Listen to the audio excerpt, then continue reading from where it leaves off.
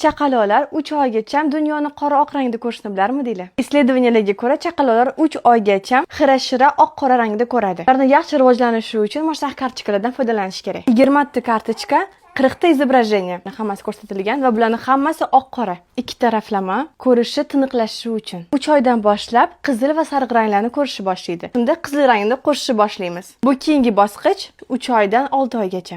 Yaxshi rivojlanishi uchun mana shunaqa kovrik ham oldim. Birinchi funksiyani bajaradi. Belda o'ynasa bo'ladi, qornida o'tirib, hattoki emagilar. Komplektida 6 ta o'yinchog'i va 0+ hisoblanadi. Ko'rib turganingizdek, shu kovrekda yotishni juda ham yaxshi ko'radi. Komplektida shunaqa yostiqchasi bor.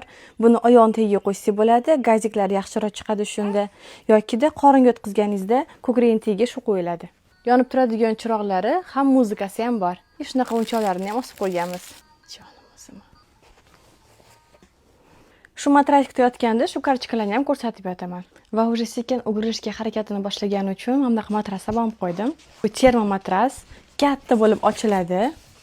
Ichasi uchun bu yerda bukvka, sifrkalari ham bor. Bemalol ustida mazza qilib o'ynasa bo'ladi. Yumshoq termopokedan, sovuq va zaxni o'tkazmaydi.